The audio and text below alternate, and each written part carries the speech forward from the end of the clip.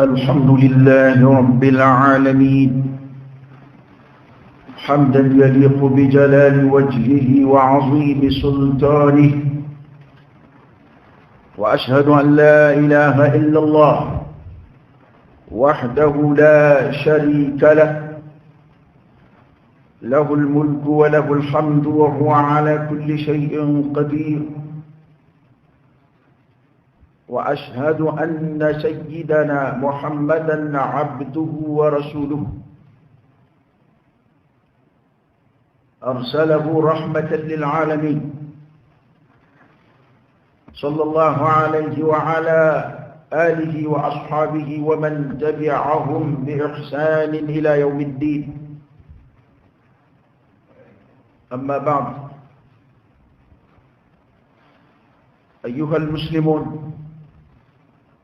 اتقوا الله حق تقاته ولا تموتن إلا وأنتم مسلمون، كما أمركم به ذلك ربكم فقال: يا أيها الذين آمنوا اتقوا الله حق تقاته ولا تموتن إلا وأنتم مسلمون. وقال الله تبارك وتعالى: ولكل أمة جعلنا منسكا ليذكروا اسم الله على ما رزقهم من بهيمة الأنعام فإلهكم إله واحد فله أسلموا. وبشر المخبتين الذين إذا ذكر الله وجلت قلوبهم، والصابرين على ما أصابهم، والمقيم الصلاة ومما رزقناهم ينفقون. جعلنا الله منهم.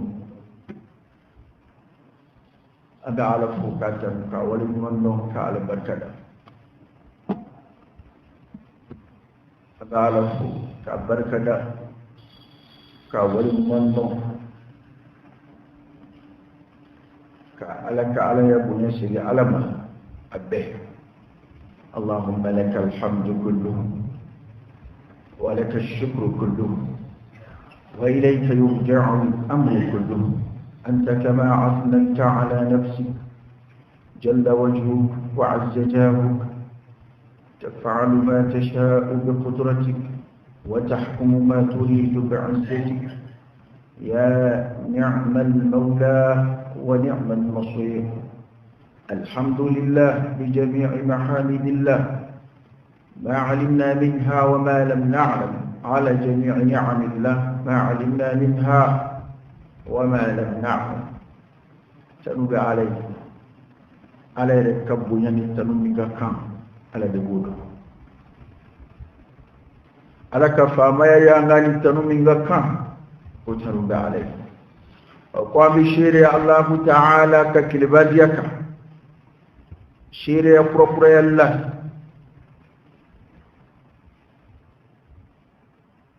كشيري عليك كجديك صلى الله عليه وآله وسلم كشين ما شامين على في أبو جيدي عليك صلى الله عليه وسلم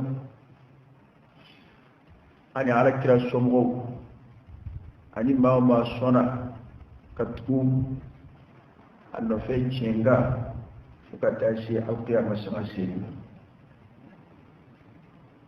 وكما كان نوي أشهد أن لا إله إلا الله وأن محمد رسول الله. الشهادتين، كلمة الشهادة، كلمة الإيمان، كلمة الهداية، كلمة التوحيد، كلمة الفرق بين الكفر والإيمان. الذي الشريعة كما كان وكما كان ودي دنفراي لمن يعني كافر يعني يونشي الذي دنجي فالدي مكو شريعة فلا sharia maka alaka kilibadiya maka aslamaya dunda ni kafiri ni nana an yɔrɔ k'i bɛna don silamɛya la an b'o kumakan fila de f'i ye i bɛ seereya k'a fɔ masi tɛ yen ala kɔ bato masi tɛ yen tiɲɛ nka k'a batoli bɛ maa nafa a batobaliya b'i se kungo ma fo ala la ilaha illallah nafiyun wa ithbat ni ko la ilaha o de to don baw tu son ka fo ka dai o haram hal ya me ko ma yo fo e sigile ka fi da jugoro ko illa allah son baw de wi mai la dawi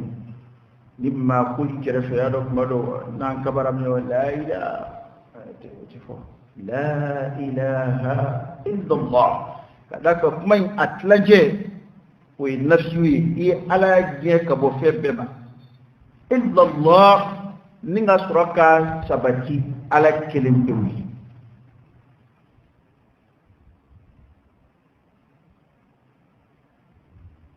oh ni yo fo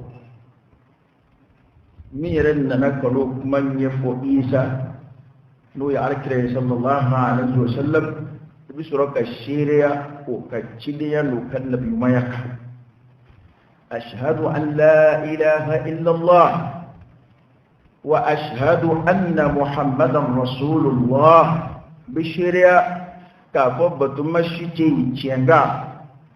kwa batuli bi mashi aljinama abatuli bi ma nafa abatubaliya bi shek ngoma ibitalla ba tasma kono dola illa allah wa ala kwa kashiria ala kira ka cidiya ka sallallahu alaihi wasallam ka fone dalala minna nan mallace we cidiya ka bo ala yo o bani kafir la manna kibina duslamela kabina ala kira cidiya sallallahu alaihi wasallam fuga sebbi ma fuga tased bu kolum mele kelima min fulade bi fi ni fula fo ikera islamai o jef abe donc do de weli pa foro ko hani islamai o fi kata bay'ati o di kas islamai to sisi kuna ta fa makaifa ne ko ngo forowe video jete akuma damne naw ngena yo ashima jana daga damne naw ngena kuma tiku be ku yere gina yoro do de ko anga sala yi bela idi bela son nguru ninke kuma tiku ma chamanda fa mu bi ngamu kuma imboro yoro na lu bado kuma imanna pa bislabe chinji o ma fo kuma damne kuma imanna ko slabe ya kono ko do ko mo se ka taka ke o ma fo kuma damne na mai mana jamais akase ti koro bambulo ya wa anta te montage ko ya foron yana madi yana ya awajuli kenawni awajulu be ke kuma na asra montage ko ya madam ya kuma me bidi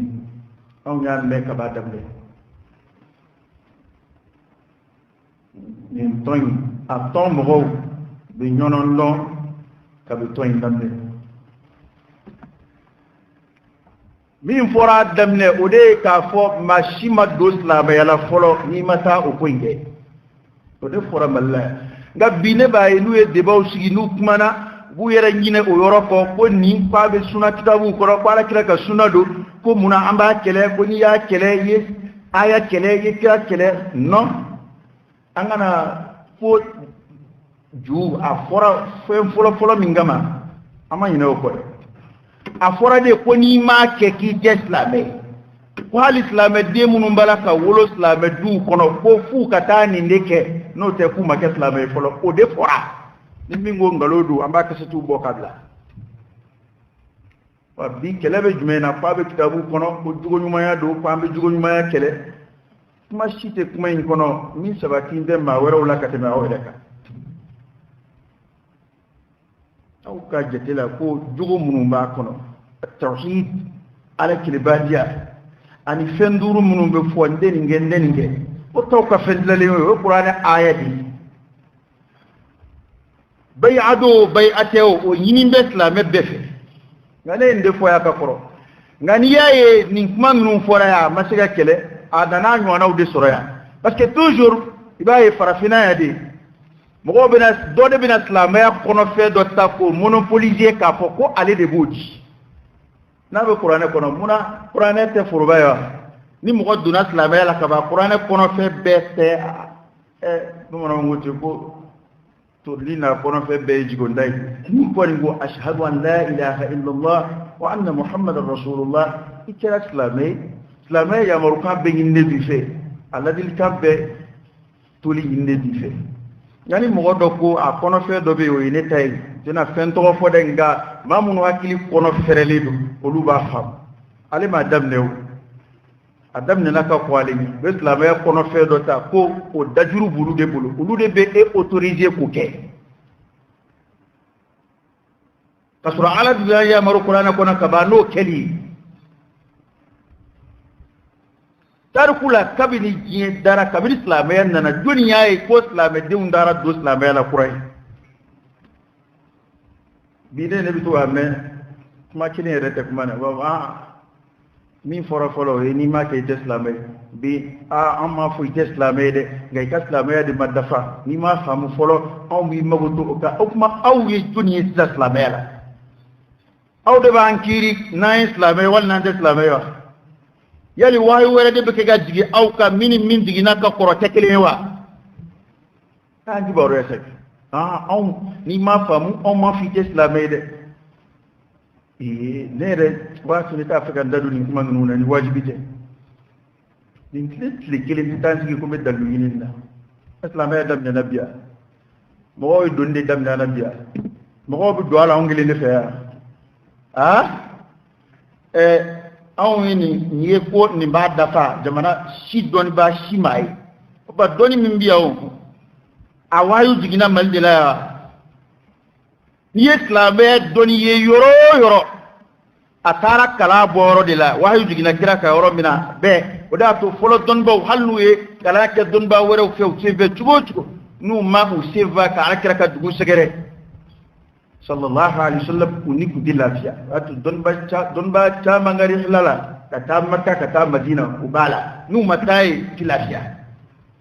o koroidi o medai mendigilai okay ni matara to buka kala franci paris absika kuma ka wata ya to mbok be wuri ku kunda makka madina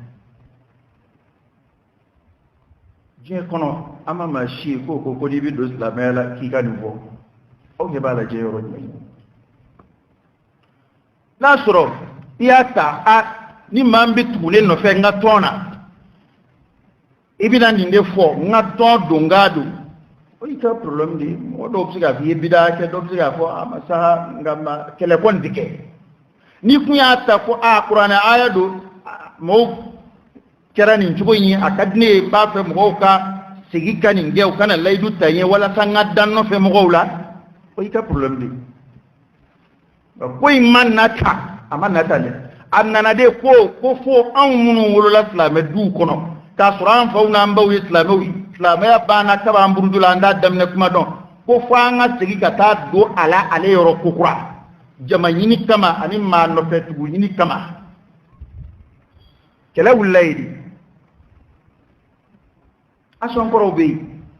ni ma ke kafiri ni ma ke ishu selli harami nga bine baye munu deme ba kuro ya do ne te sege ciwo mo wala ya do fe do damne na jien ko na damne na mali kire ne la mero fi jien be ate yoro shi mbalti kram ko mercenaire abe mal damal yoro mercenaire abi abi jien ko no sia we ma saraka blaka ta ma fa ate fa kun do na ale ta fa kun ale dai ka warda ma dura ka ta fa mercenaire di damne na ka atwa islam ya la malla ibe karam ko sara dron abi defan ka tabulu la halle na le rete tabulu kili halle na le te kundina kili e ma le finance ale be e deme ko mi era makala ale bena dalu yini ka dima ka shubuhatu masri ka kuma utura kunka qur'ane ni fokoy hatta ayatul qur'ane yere ayaw ko ayaw be qur'ane kono na foro fotugo dola sika adama de fili na foro fotugo dola mawfe mamunu bayini ka mo fili suratu ali imran damne ka to kala ko mamunu sukun jengene kullu be tugu o ayaw nofe ka shubuhat ka ko nyamine masiri mo o ikene aflana ala kayre do fa sallallahu alaihi wasallam inna min al-bayan la shaf'a ndaka di pele bisi kuma na ko ya dama korote de anga jamana imamu makala o hina benena nin ko in fitne wulla kuma mina hal almami do segira kata o bayan ke ko yulu don do islam la kulu kuma do ala ndekera balla atu yere wasurano ko dugu almami yere nana kukana ko ambo kuma na usida makura munu wulime olu kambe ko no ko ala kira ka sunna do aya do sallallahu alaihi wasallam ko ambala ko kele ambo labushi edillaka be junda ko juni ni kuma kay ndota ka labushi kuma masala be dakurunye kelende no hali shini ni kuma tigi bora ko fo kele bana ne ma fo islam ya dungando ne de kongo wala nyuma undo do wani kelikaka aka boko foge nayi ni me aka bodro aka foko islam ya dungandebli nata hali bo fedo kebi o ma fa damne nawo bena ko kwaye kalima shahada duma ko ka soroka lay duma ta kala no jade da to dila parce que o de yido doye nga nta fe ka bonga kuma koroka nta fe ka bongali kaka o de parce que ale ba do ko dunga e folo indi o de ato aya damne wala wo de o kera sila de na te ko indamne kuma mun fora anu lame asro ite nda kelela idati bufia kola ko ite anshi mata wajo ka duwa kuma nun lame ni alaka de mele te nasra ayra kum fara la moka ala de anki wati afora de ko la ilaha illa allah e ko de ko islama ya dungai ko hali sunguru bogo fo sunguru basula ko hali dongi dalaw go fo e ko o dama de bisiga awdo islama la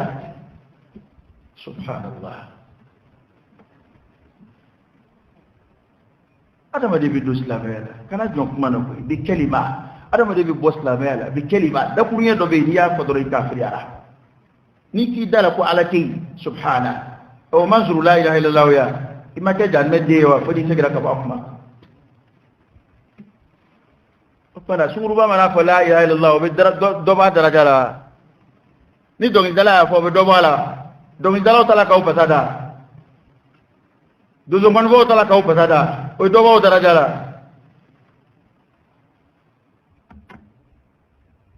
ni sanu na bora bana ko tala sanu ta na bora miskula sanu ta na bora bogondoro la sanu ta la ilaha illa allah abu chudela ni kafiri yafo ato nafa ni zigamba la no yafo ato nafa ni munafiku yafo ato nafa ngani mu'mini yafo wa tafashannul tabaqa wa ishi binayatu mu'minana afo ba yafo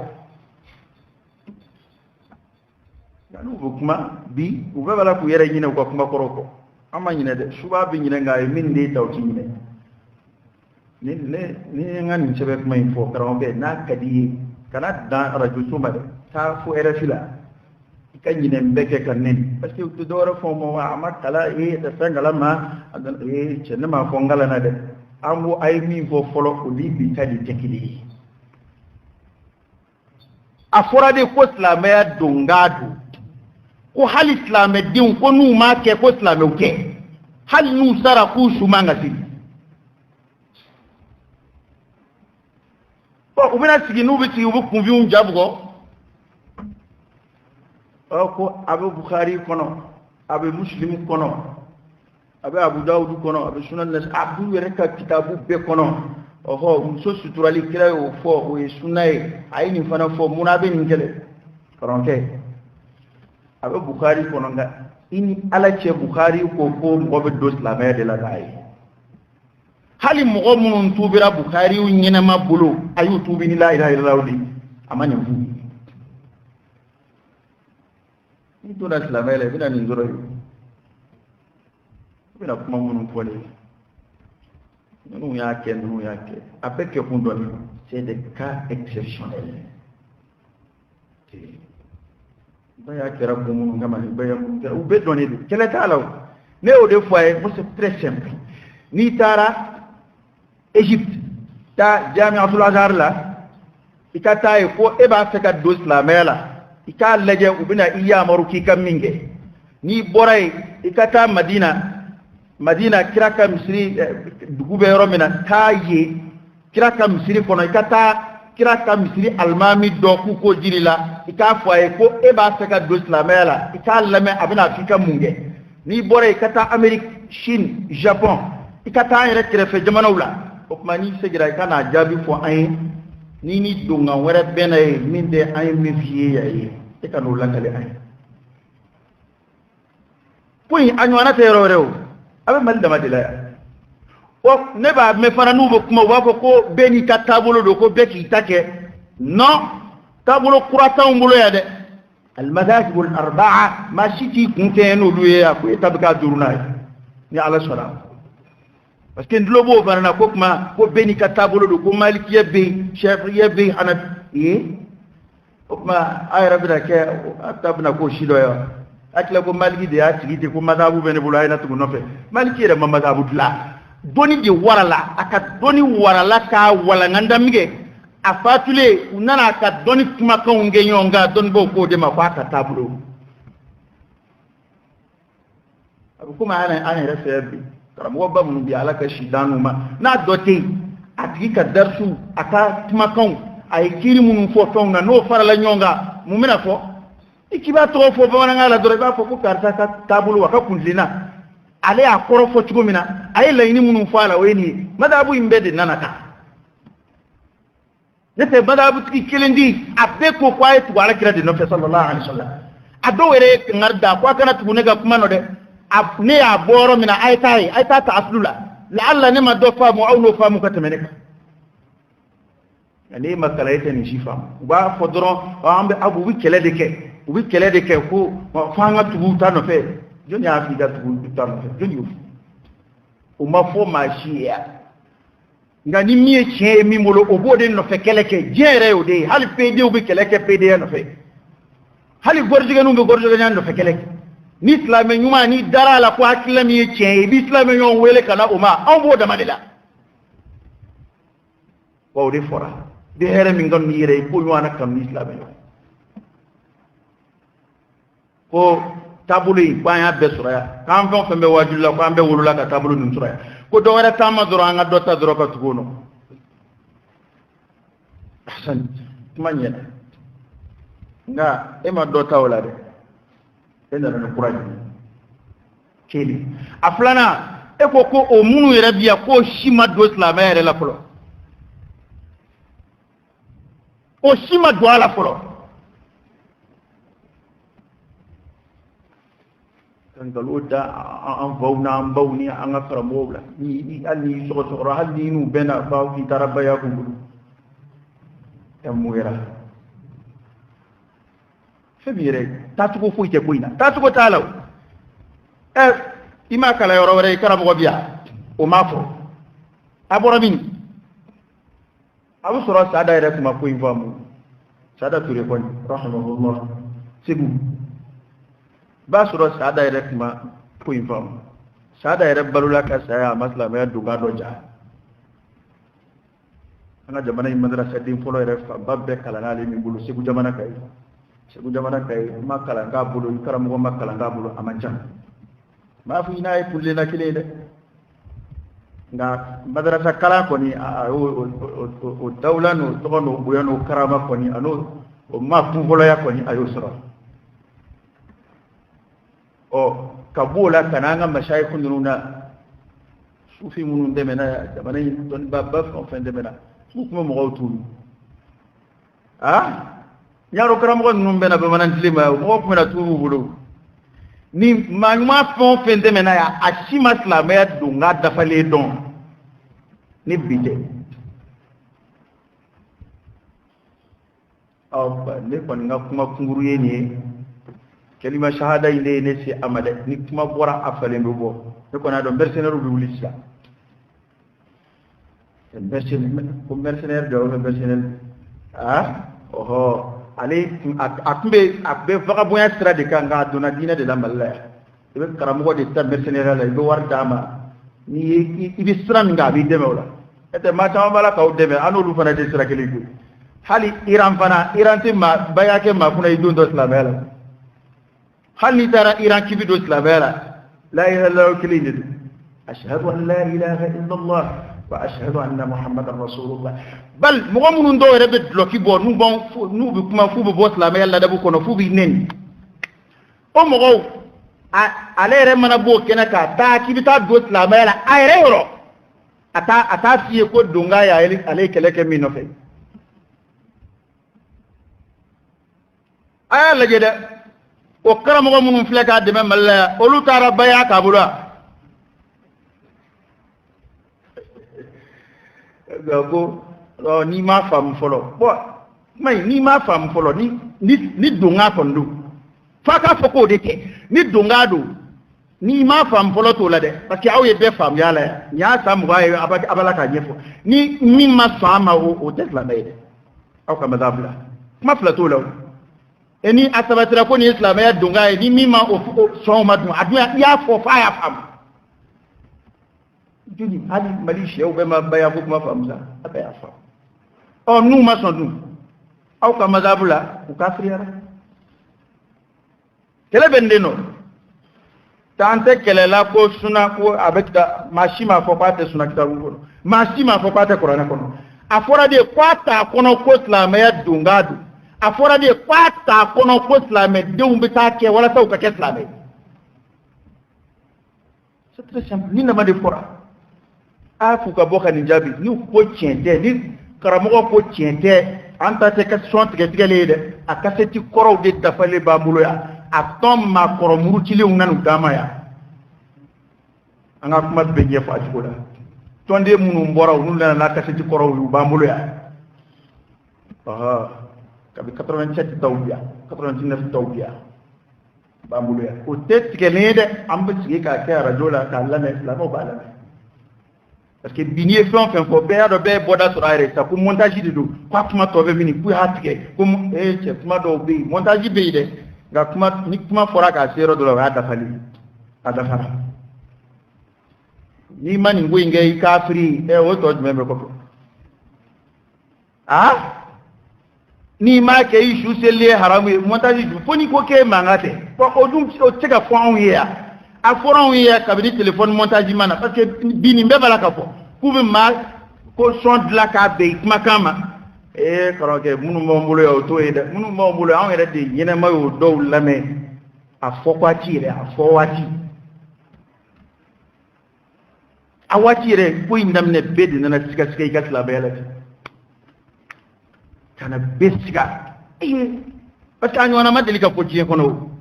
kan naka foko mo were maddo islama yala folo mo be bisiru kembe ka jabano fa ko umadu ala folo faddu ngayre maddo ngabbi mama be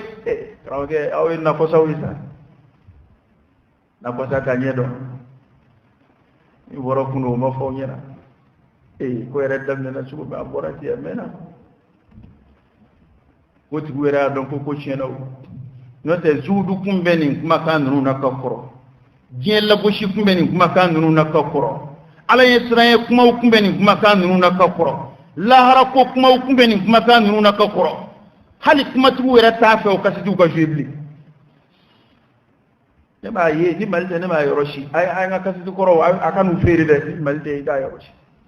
o be malla ay nga korolin akana nu feri de parce que wati ben ahmad ni Ancien Testament, Nouveau Testament. C'est lié pour un aya pour nous, qu'à fort, qu'à fort chini. Fati ça, les ma forme a été filé à demander de psychophilie. En fait, charou les psychophilie. Nanga kuma koroni bita ere de psyga nyonye fieu. Comme koroni flebi afla dola kele ngwani ye kaloi. Mamina ni ma alakira sallallahu alaihi wasallam magan kafiri do deun nun ni alakira minaka tuano fe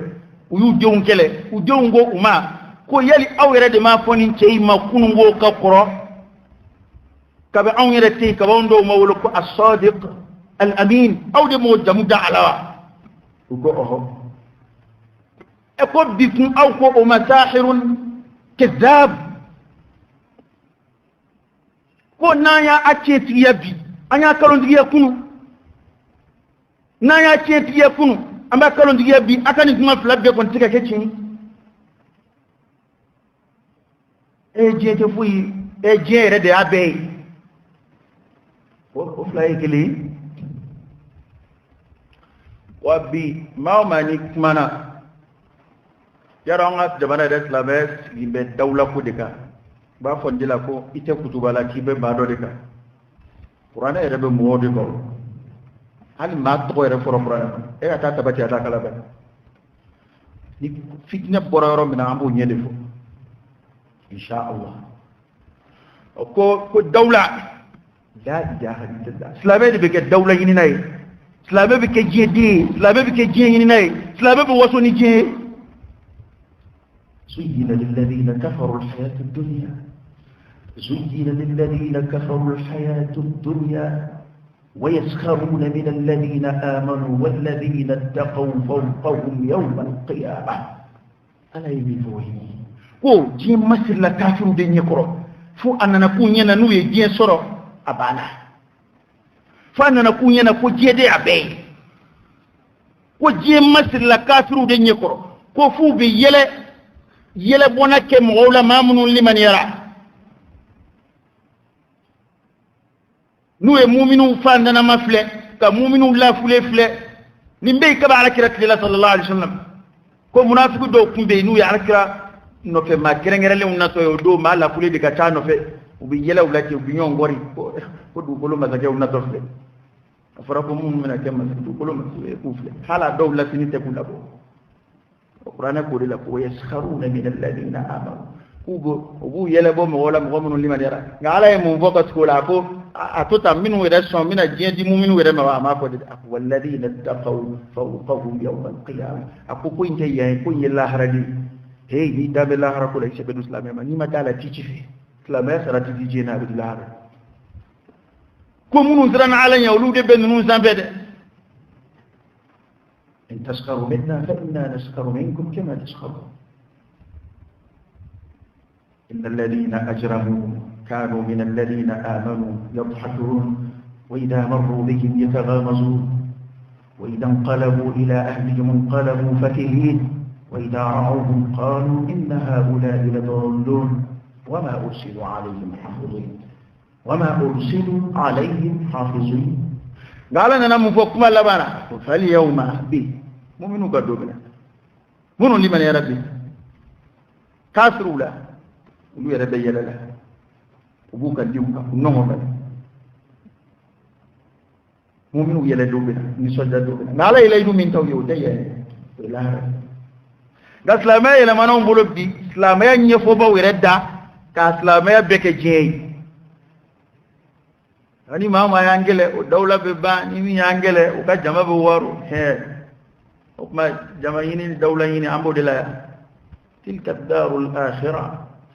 naj'aluha lil ladina la yuriduna 'uluwan fil ard wala fasada wal aqibatu lil muttaqin hali ala kira kele ka aljina visiter apaya ye mala fuluni de sabato payo lu de chama ye aljina ko الله على كرام صلى الله عليه وسلم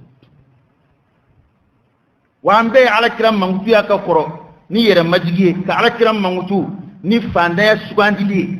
كو ادلك جرا على كرام لا الف يلي بي مسا سليمان تشيد فوا كو فري كان بماتا سري وعلى كرام كو ني كاتوني نجو ينا تاودي كاتلي nin fara be ala barkata nin gongona be sabari bo barati jiya yalla tira ku do ke ko magan kulu ka ke sanwi ay mbeke yalla tira saballa sallallahu alaihi wasallam ko kuma do abisa kalu ke kalu fla tubliya da tikafi an bayni foya bai ruwaya kenan mu gabbi Allah bana kana nga ne tujiga fo bawla de fo munu be tigere fo akolla parce que ni tigere fo ay ko ko karamogo do ali kele ko dawla bana re mi sigile fle dawla ere ulla fola dawla ere manna ila folo siwe